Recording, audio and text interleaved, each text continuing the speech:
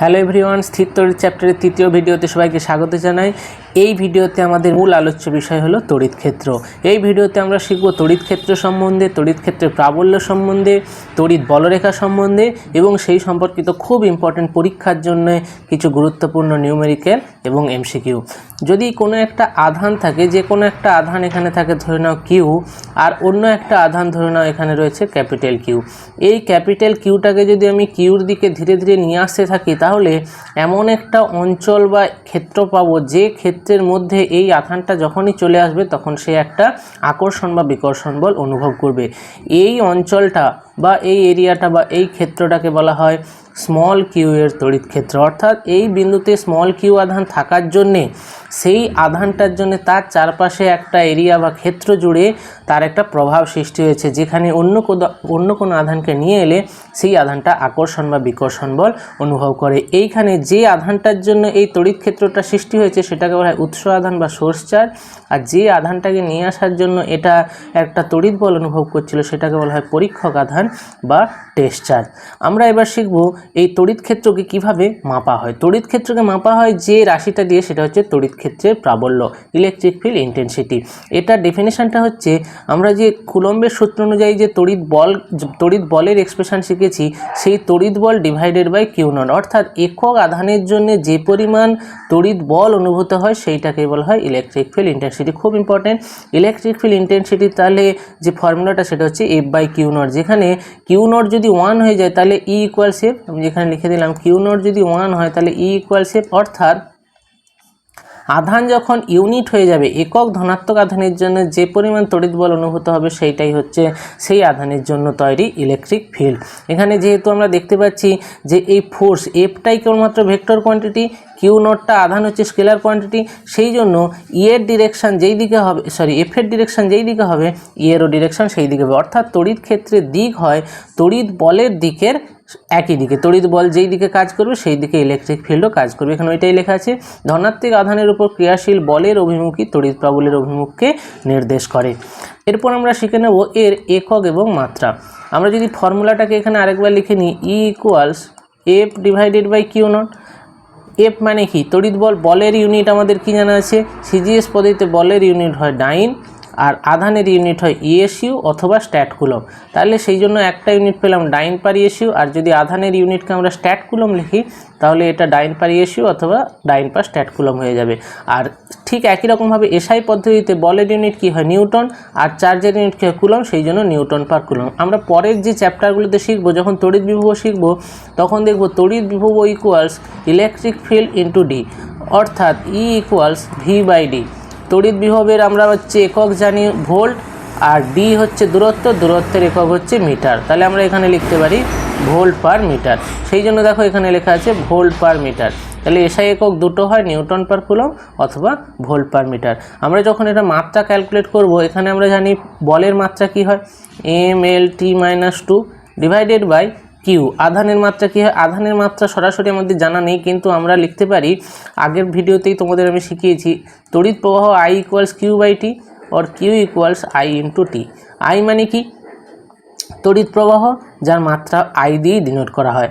আর এখানে হচ্ছে টি লেখা আছে আই ইন্টু টি, টি এর মাত্রা কী হয় টি। তাহলে উপরে -2 আর নিচে আরও একটা টি আছে, তাহলে এটা হয়ে যাবে এম এল টি মাইনাস 3, আর নিচে আই থাকার জন্য আই টু দি পাওয়ার -1। এখানে দেখো এটাই লেখা আছে M L T minus 3 I to the power -1।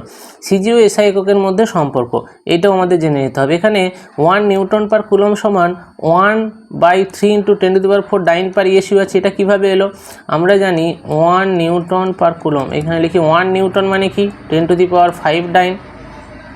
আবার 1 কুলম আর ইএসইউর মধ্যে সম্পর্ক নিশ্চয়ই তোমাদের জানা আছে, আগের ভিডিওতে আমি এটা করিয়েছিলাম 3 × 10⁹ ইএসইউ। যদি এই সম্পর্কগুলো তোমাদের জানার আবার ইচ্ছে হয় তাহলে তোমরা এখানে আই বাটনে ভিডিওটা দেওয়া থাকবে, এই ভিডিওটার লিঙ্ক থাকবে, ডেসক্রিপশানেও ভিডিওর লিঙ্ক থাকবে, সেখান থেকে গিয়ে তোমরা দেখে নিতে পারো। এখানে দেখো 10⁵ 10⁹ কেটে গিয়ে এটা শুধুমাত্র 10⁴ হবে, তাহলে 1/3 × 10⁴ ডাইন পার ইএসইউ পার ইএসইউ। দেখো ওই জিনিসটাই এখানে লেখা আছে ডাইন পার ইএসইউ। এবার এটাকে যদি উল্টে দিই তাহলে 1 ইএসইউ হবে, 3 × 10⁴ বাম দিকে চলে আসবে, তাহলে 3 × 10⁴ নিউটন পার কুলম। এই সম্পর্কগুলো কিন্তু খুব গুরুত্বপূর্ণ সম্পর্ক, এগুলো কিন্তু পরীক্ষাতে অবশ্যই আসে। ঠিক আছে। এরপর আমরা একটা এক্সপ্রেশন শিখব যেটা খুব গুরুত্বপূর্ণ, সেটা হচ্ছে কোনো একটা বিন্দু আধানের জন্য ক্ষেত্র প্রাবল্যের মান। একটা যদি এইখানে যদি আমি একটা বিন্দু আধান কিউ ধরে নিই, সেই বিন্দু আধানের জন্য ক্ষেত্র প্রাবল্য কী হবে, অর্থাৎ এর এক্সপ্রেশন কী হবে। ধরে নাও এই চার্জটা হচ্ছে কিউ, তাহলে এখান থেকে আর দূরে এই বিন্দুতে এর ক্ষেত্র প্রাবল্য কত হবে। আমরা সংজ্ঞা ডেফিনেশনটা থেকে কি জানি, ই ইকুয়ালস মানে একক আধানের জন্য যতটা বল অনুভূত হবে তার মানে কি F divided by q naught. এবার এখানে এফ এর ফর্মুলা কুলম্বের সূত্র থেকে আমরা জানি 1/4 epsilon naught Q into Q naught divided by R square. আর নিচে একটা তো কিউ নট এখানে আছে, তাহলে কিউ নট কেটে গিয়ে আমরা পাবো 1/4 epsilon naught q by R square. অথবা আমরা এইভাবেও লিখতে পারি, যেহেতু একক ধনাত্মক আধানের কথা বলা হয়েছে সেই জন্য ইন্টু 1 করে দিলেই হবে। তাহলে 1/4 epsilon naught q by R square, এইটা হচ্ছে এসআই পদ্ধতিতে তড়িৎ ক্ষেত্র প্রাবল্যের ফর্মুলা। এখানে একটা জিনিস মনে রাখতে হবে, আমরা কিন্তু ধরে নিচ্ছি বায়ু মাধ্যম, কারণ বায়ু মাধ্যমের ক্ষেত্রে বৈদ্যুতিক ধ্রুবক হয় সেটা কিন্তু 1 হয়, সেই জন্য এখানে এই ফর্মুলাটা পাওয়া যাচ্ছে। এবার যখন আমরা সিজিএস পদ্ধতিতে করব তখন 1/4 এপসাইলন নটের মান 1 হয়ে যায়, তাহলে সিজিএস পদ্ধতিতে শুধুমাত্র কিউ বাই আর স্কোয়ার ভ্যালুটা থাকবে। তাহলে আমরা দেখতে পাচ্ছি যে ইলেকট্রিক ফিল্ড নির্ভর করছে আধানের উপর আর দূরত্বের উপর। দেখো 1/r square inverse square law follow করে, এটা কিন্তু আমাদের মনে রাখতে হবে। তড়িৎ বলরেখা হচ্ছে যদি কোনো একটা তড়িৎ ক্ষেত্রে একটা বিচ্ছিন্ন আধানকে রেখে দেওয়া হয়, তাহলে সেই বিচ্ছিন্ন আধানটা যে পথ বরাবর গমন করবে সেই বরাবরই তড়িৎ বলরেখা আঁকা হয়। তড়িৎ বলরেখা হচ্ছে কাল্পনিক রেখা যেগুলো দিয়ে তড়িৎ ক্ষেত্র প্রাবল্যের অভিমুখ নির্দেশ করে। যে কোনো বিন্দুতে ওই তড়িৎ বলরেখার উপর যে কোনো বিন্দুতে যদি একটা স্পর্শক বা ট্যানজেন্ট ড্র করা হয়, তাহলে ট্যানজেন্টের দিক যেই দিকে হবে সেই দিকেই তড়িৎ ক্ষেত্র প্রাবল্যের দিকও সেই দিক বরাবর বোঝা যায়। ধরে নাও এইটা যদি একটা তড়িৎ বলরেখা হয়, এইটা যদি একটা তড়িৎ বলরেখা হয়, দুজনকে এখানে ছেদ করেছে, যদি এরা এখানে ছেদ করে তাহলে আমরা কি দেখব, এই বরাবর একটা স্পর্শ আঁকতে পারছি, এই বরাবর একটা স্পর্শ আঁকতে পারছি, তাহলে এখানে একটাই এখানে একটাই। একই বিন্দুতে একটা কোনো আধানের জন্য একই বিন্দুতে দুদিকে তড়িৎ ক্ষেত্রের অভিমুখ দেখাচ্ছে, যেটা কিনা কখনোই সম্ভব নয়। তার মানে দুটো তড়িৎ বলরেখা কখনোই একটা আর একটাকে ছেদ করতে পারে না। দেখো এখানে লেখা আছে কখনোই পরস্পরকে ছেদ করে না। এগুলো ধনাত্মক আধান থেকে শুরু হয়, ঋণাত্মক আধানে শেষ হয়, পরিবাহীর পৃষ্ঠকে সর্বদা লম্বভাবে স্পর্শক করে, ফাঁপা পরিবাহীর অভ্যন্তরে তড়িৎ বলরেখা থাকে না, সেই জন্য ইলেকট্রিক ফিল্ড এখানে 0 হয়। এটা কিন্তু খুব ইম্পর্ট্যান্ট একটা প্রশ্ন, এখান থেকে এমসিকিউ আসতে পারে।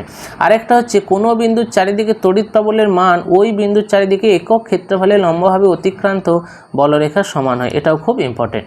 ঠিক আছে, এরপর আমরা এই যে জিনিসগুলো আমরা শিখলাম কনসেপ্টগুলো, সেগুলোর উপর বেশ করে আমরা কিছু নিউমেরিক্যাল এমসিকিউ শিখব।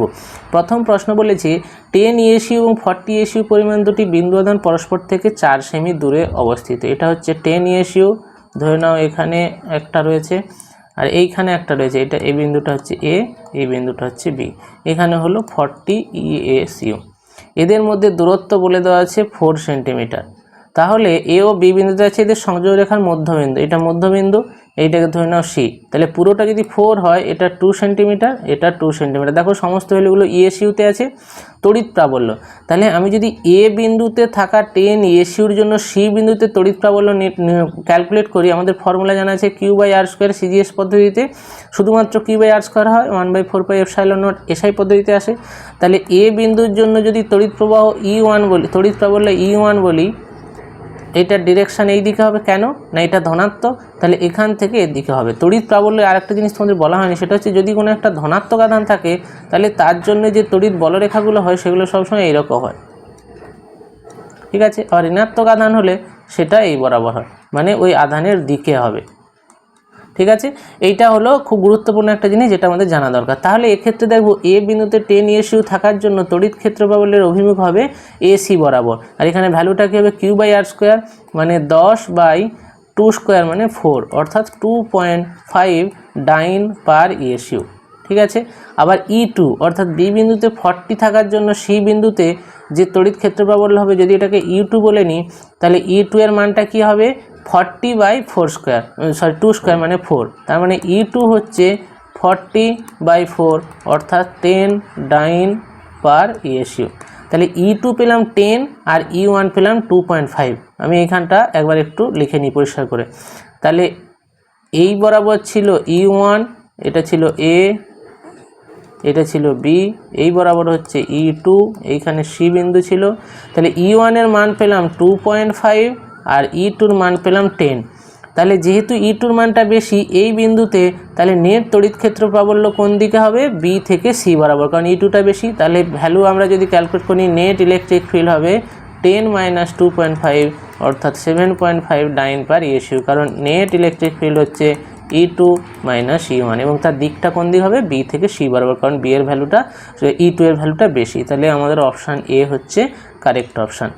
পরের প্রশ্ন আমরা দেখে নেব। এখানে বলেছে একটি 20 ইউনিট ঋণাত্মক আধান বায়ুতে একটি 80 ইউনিট ধনাত্মক আধান থেকে 50 সেন্টিমিটার দূরে অবস্থিত। অর্থাৎ এইটা যদি একটা আধান হয় +80 ইউনিট, এইটা যদি একটা হয় -20 ইউনিট, তাহলে এদের দুজনের মধ্যেকার ডিস্টেন্স বলা আছে 50 সেন্টিমিটার। তাহলে এটা হলো 50 সেন্টিমিটার। এই দুই আধানের সংযোগ সরলরেখা কোথায় তড়িৎ ক্ষেত্র শূন্য হবে? দেখো মাঝখানে তো হবে না, কারণ এটা ধনাত্মক এটা ঋণাত্মক, তাহলে এটার ডিরেকশান এই দিকে হবে আর -20-র জন্য ডিরেকশান এই দিকে হবে। কেন? আমি বলেছিলাম ধনাত্মকের জন্য ওই আধান থেকে দূরের দিকে হয় লম্বভাবে, আর এটা হচ্ছে ঋণাত্মকের জন্য ঋণাত্মক আধানের দিকে হয়। তাহলে দুটোই একই দিকে হয়ে যাচ্ছে, তাহলে মাঝখানে কি করে ক্যান্সেল হবে? মাঝখানে তো ক্যান্সেল হওয়ার কোনো জায়গায় নেই, মানে একটা আর একটাকে ক্যান্সেল আউট করে গেলে 0 হবে, কিন্তু সেটা হচ্ছে না। তাহলে মাঝখানে সম্ভব না, তাহলে অপশান সি পসিবল না।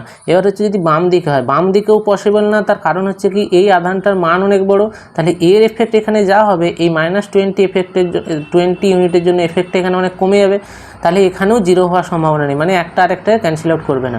একমাত্র এইখানে সম্ভব, কারণ 80 ইউনিট থেকে দূরত্বটা এখানে অনেকটা বেশি, -20 থেকে দূরত্বটা কম, এবং -20-র ভ্যালু 80 থেকে অনেক কম, তাহলে এই জায়গাতেই হওয়া সম্ভব।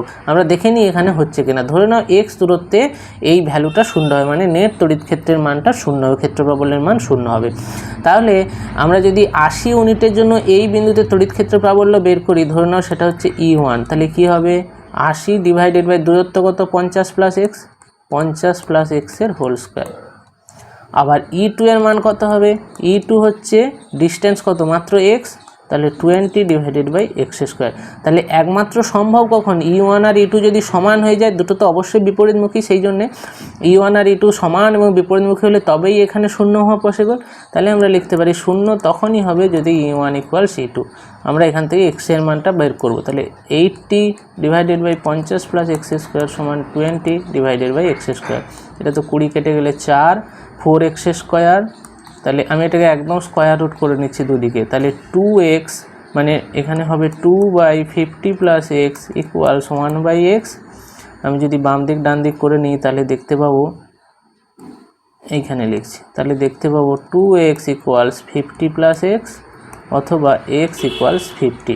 তার মানে এই ভ্যালুটা যেটা পেলাম সেটা হলো +50 পেলাম। তার মানে কি, এই -20 আধান থেকে 50 সেন্টিমিটার দূরে ডান দিকে হবে, -20 ইউনিট থেকে 50 সেন্টিমিটার দূরে ডান দিকে, মানে 80 ইউনিট যেদিকে আছে তার বিপরীত দিকে।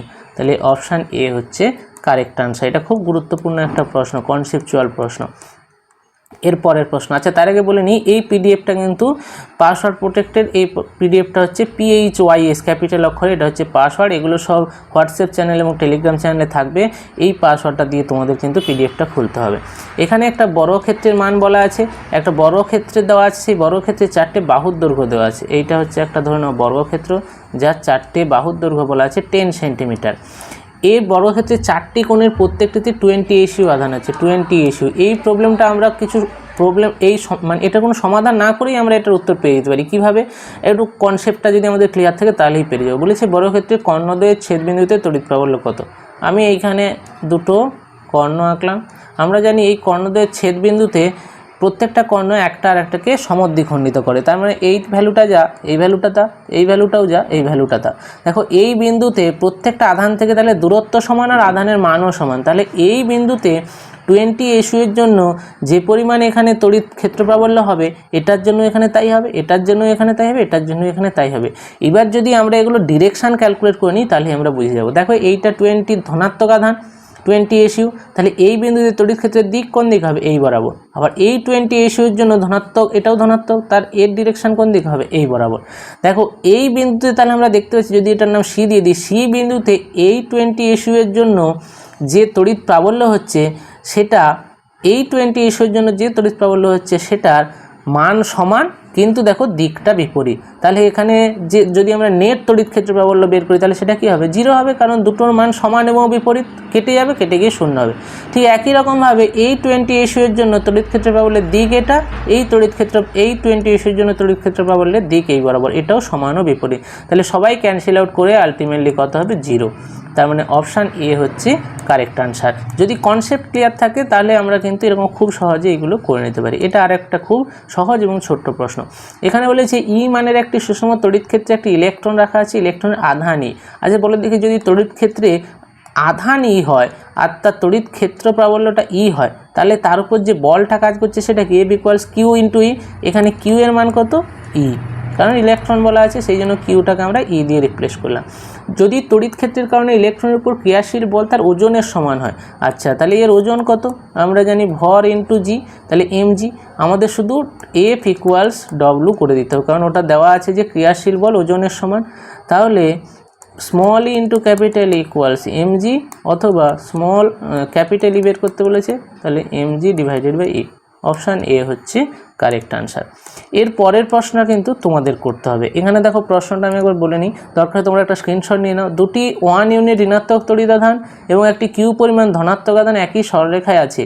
কিউ এর কোন অবস্থানে এবং কত মান হলে তড়িতাধানগুলি সাম্যাবস্থায় থাকবে। আমরা অলরেডি আগে যেগুলো শিখেছি সেটার উপর বেশ করেই কিন্তু তোমরা করতে পারবে। তোমরা অবশ্যই তোমাদের আনসার কমেন্ট করে জানাও, আমি চেষ্টা করব প্রত্যেককে রিপ্লাই দেওয়ার। এর পরের ভিডিওটা কিন্তু খুব গুরুত্বপূর্ণ, আমরা সেখানে শিখব তড়িৎ দ্বিমেরু সম্বন্ধে। তড়িৎ দ্বিমেরু সম্বন্ধে কনসেপ্ট, এমসিকিউ, প্রিভিয়াস ইয়ারের কোশ্চেন এগুলো কিন্তু থাকবে। যদি তোমাদের ভালো লাগে অবশ্যই লাইক করবে, বন্ধুদের মধ্যে শেয়ার করবে এবং সাবস্ক্রাইব করতেও ভুলো না।